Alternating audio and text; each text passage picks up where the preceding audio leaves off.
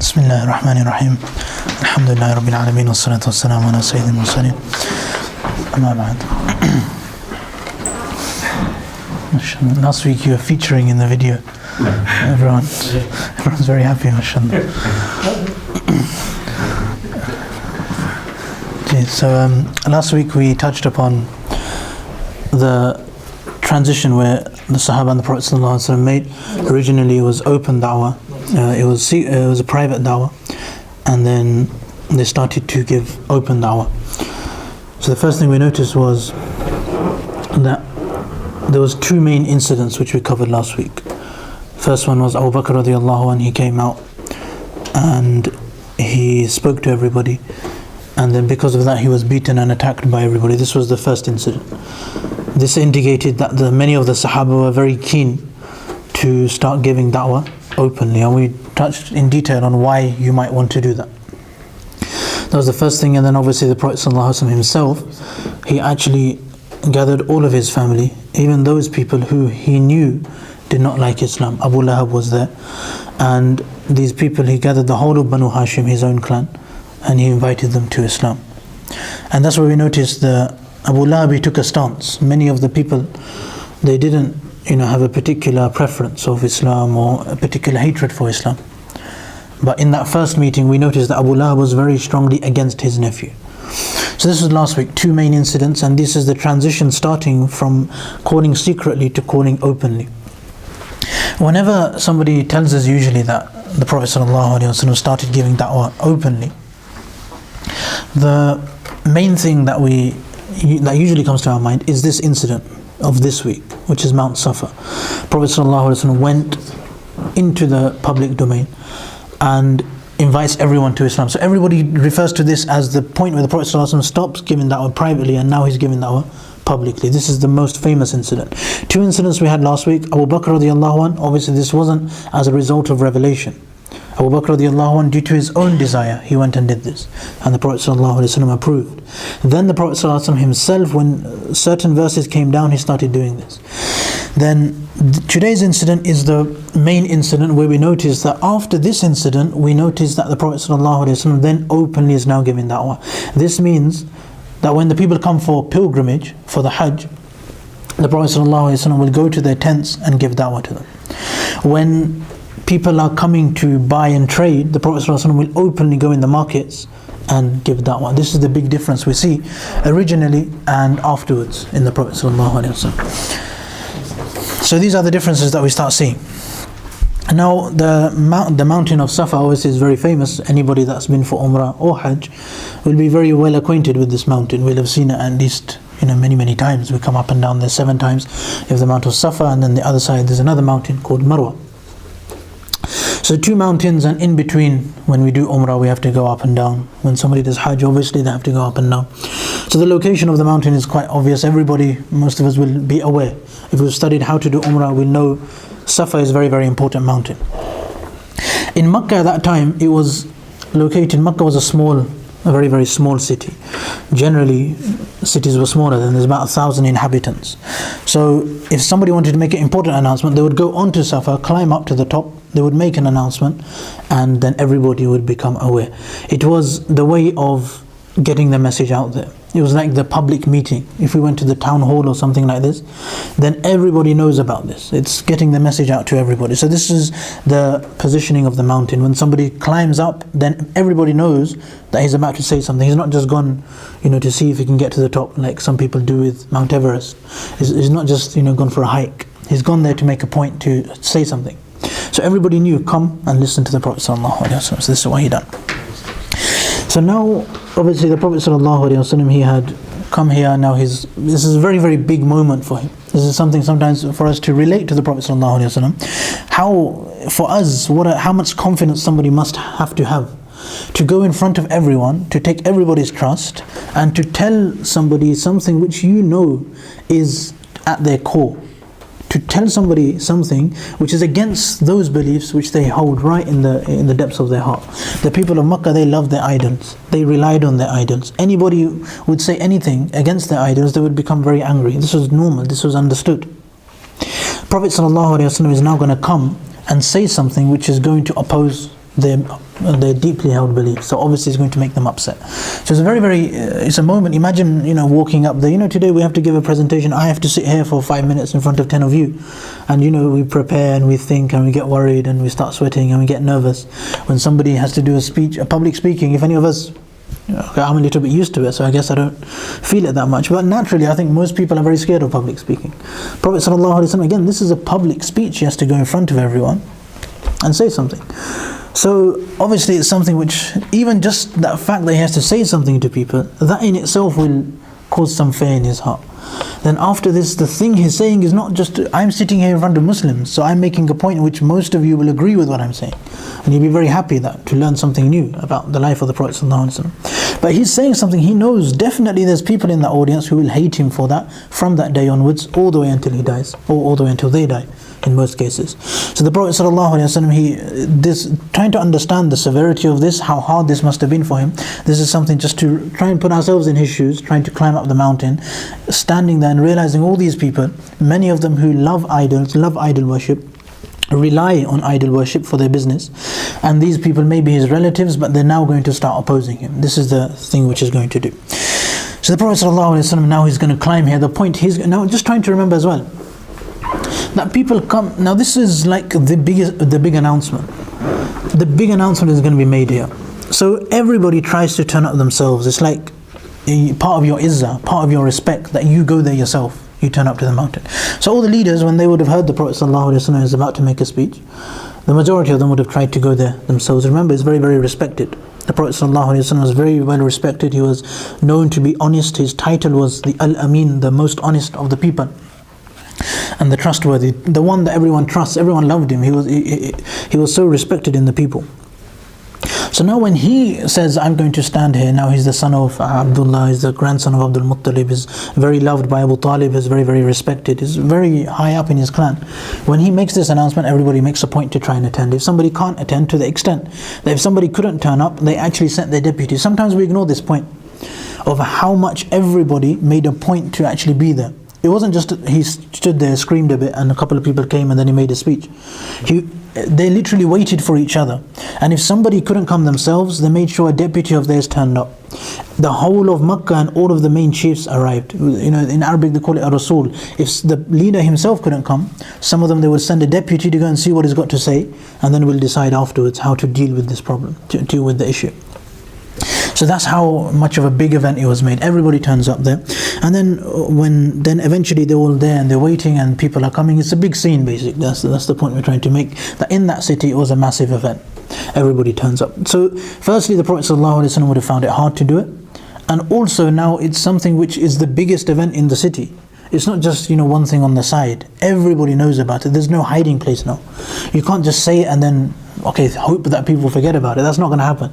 This is something which is very, very important. It's like something happening on live television at peak time on the main channel, which everyone watches. It's something like that. So this is how we can understand it. As we know, in past, obviously they didn't have social media and televisions.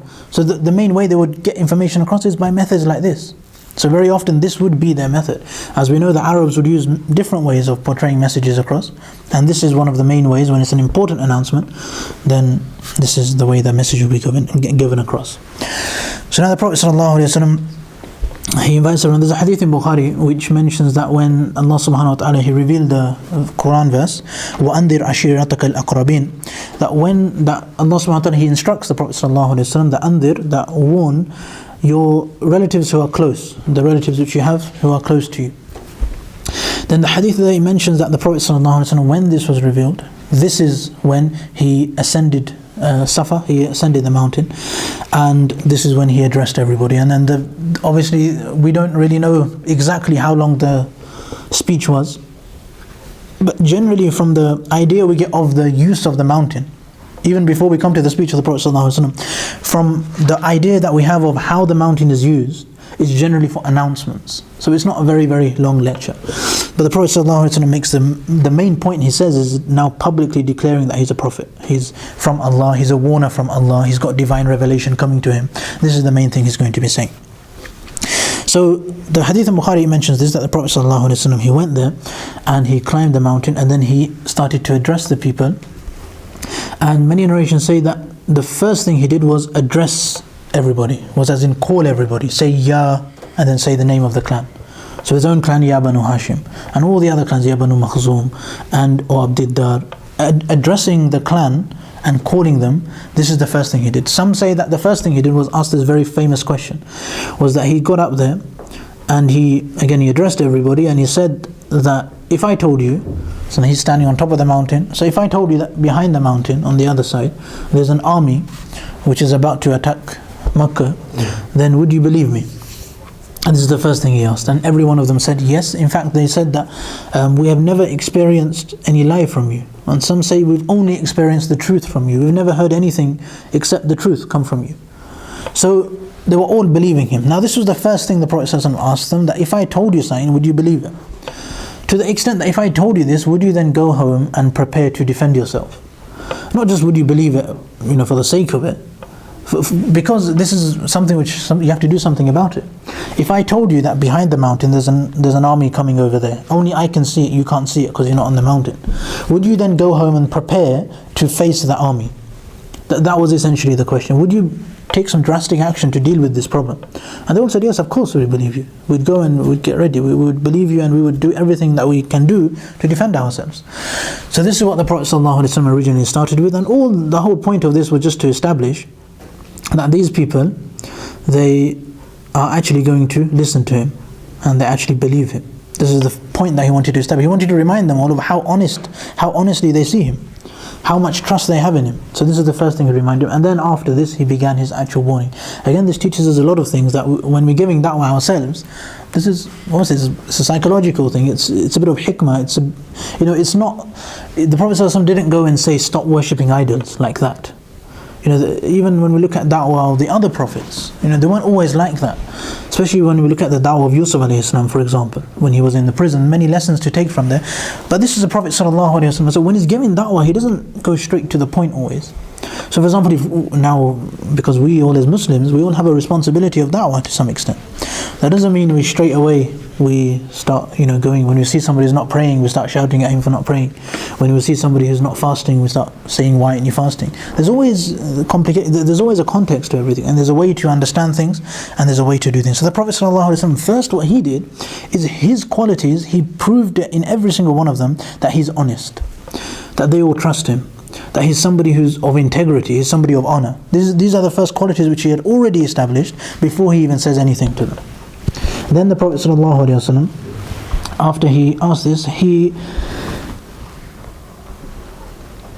said the most important thing, which is that I warn you of a punishment which is coming your way. And he said it very simply, that all of you, I am now warning you of a punishment. So now obviously it follows on from the original example. The original example, what if I warned you of an army from there which is going to come, attack you, kill your children and your wives, and take you hostage, or do whatever, but basically cause you harm. There's a force there which is going to cause you harm. Now the Prophet ﷺ, in reality what he wanted to talk about was a force which would cause them harm, a destination which would be very, very harmful for them. Unless they change their ways, unless they come and defend themselves or do something, change something, then they're going to end up in danger. So the original point which the Prophet ﷺ said, if I told you there's an army coming, what would you do? So they said that we will defend ourselves, we'll do something. Now I'm telling you that unless you change, I warn you of a punishment which is going to come. This is a very, very similar thing the Prophet ﷺ does. So now these people, I start realizing that the Prophet ﷺ is talking about the fact that he is going to be, giving them information from Allah. Then this hadith, most of it is in Bukhari as well. Again, we have this address which the Prophet ﷺ, he addresses his family, so he addresses the clan. This is where the surah on the Deen of Quraysh comes in. Not here, not so much. Deen of Quraysh is about the trading between Makkah, Syria, Yemen, around the world. It's a little bit different. Tabbat yada abi lahabin wa tab. That one. So the Prophet ﷺ, so the hadith in Bukhari mentions that he addresses all of the clans. Now obviously he's talking to the Quraysh. So briefly, we've probably got some understanding. We have the Quraysh, which is the whole of Makkah is basically Quraysh. You don't have anything else apart from Quraysh in Makkah, for the simplicity of understanding. So you have Quraysh, and then you have many clans. So the clan of the Prophet ﷺ is the Banu Hashim. And we know at the building of the Kaaba, there was many clans there, and then they were about to have a fight over the Hajar Aswad. So the clans were going to fight each other. So the fight would have been within the Quraysh over who puts the Hajar Aswad there. So remember, because we done that incident. So now there's Banu Makhzum, some of them, they swore an oath that we're never going to rest until we put the Hajar Aswad there. So we had this problem. So these are the clans which you have within them. Now the Prophet ﷺ addresses each clan individually. He starts off with the clan furthest away, and essentially he says that Ankidi nafsaki minan nar, that save yourselves, or anfusakum if he's addressing the whole clan, that save yourselves from the fire of Jahannam. This is the warning. Obviously Allah subhanahu wa ta'ala, he mentioned in the Wahi, andir, that warn everyone. So he starts off with a warning. So the warning is that, cleanse yourself or keep yourself far away from the fire of Jahannam. Do something about your life, change something, become a bit different so that you don't end up in the fire of Jahannam. A very simple message of the Prophet ﷺ. So he starts off with the clans far away, and then he comes in, and then eventually comes to his own clan. When he comes to his own clan, he addresses the clan Banu Hashim, then he addresses his uncle. He addresses Hamza by name, and he says the uncle of the Prophet ﷺ, or the son of Abu Talib. Then he addresses his uncles, he addresses even Safiya, he addresses his auntie as well. And then finally the last person he addresses is Fatima, his own daughter as well. And the one message is given, Ankidi nafsaki, this is obviously for the feminine, Ankidi nafsaki, that this is for Fatima radiallahu anha, that save yourself from Jahannam. This is, he's saying it to his own daughter, and then when he's saying it to Safiya, he says the same thing. When he says it to his uncles as well, the message is the same throughout, but he addresses everybody individually based on their relation with him, starting far away. So there's many lessons that we take from this. But the main thing we take is that he comes to Fatima radiallahu anha, and even though he loves his فَإِنِّي, at the end he says فَإِنِّي لَا أُغْنِي أَنْكَ مِنَ اللَّهِ شَيْءٍ, because I cannot save you from Allah in any way. There's no way I can actually, on the day of Qiyamah, if you've done something wrong, there's nothing I can do to save.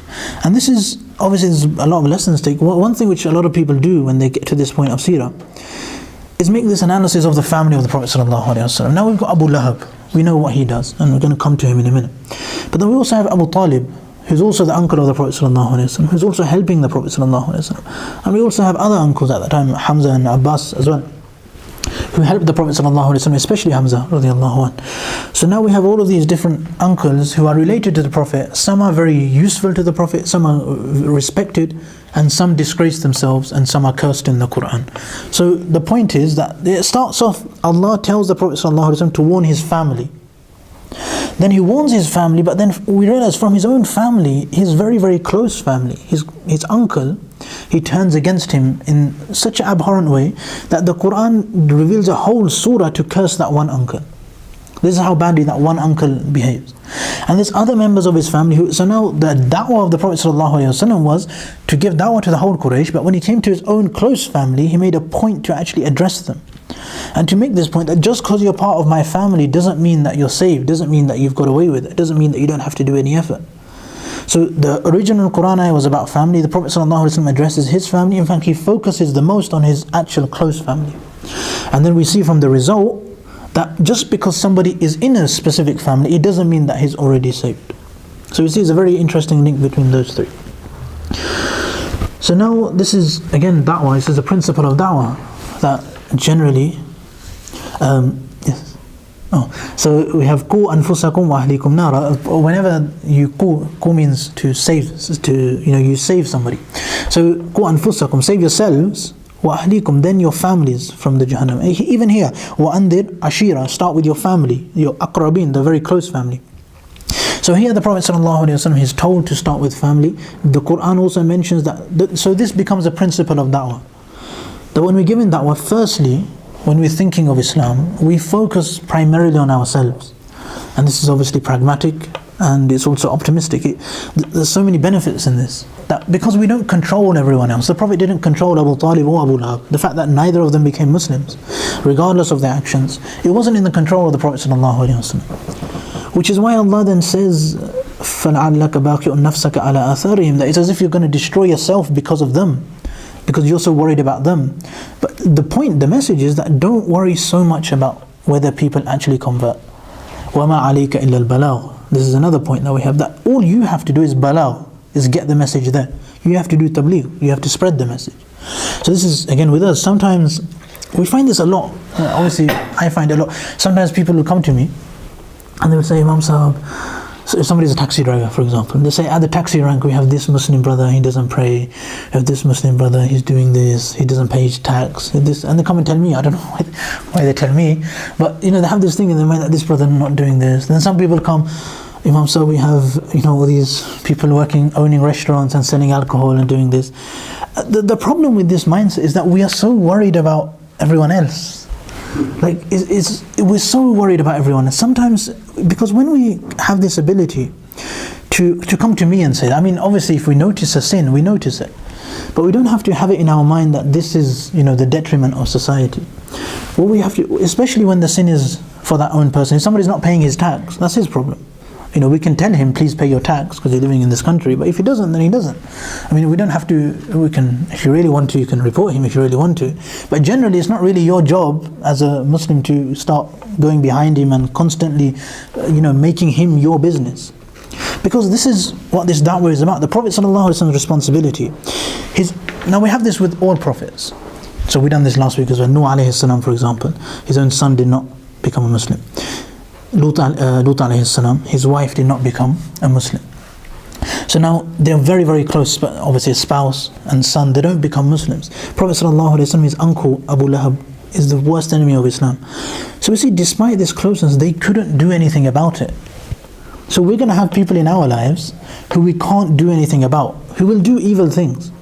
But that doesn't mean we have to now spend our life worrying about this person. The worry has to be da'wah. You fulfill the responsibility of da'wah within the guidelines of the sunnah, which is to give the message, which is to tell them the point. And then once you've given them the message, then the responsibility, the main focus is to focus on oneself. And this is what we find from the Prophet ﷺ. We find this from the way he gave da'wah and the general principle that we find. Abu Lahab then came up. So now, sorry, we got a little bit distracted.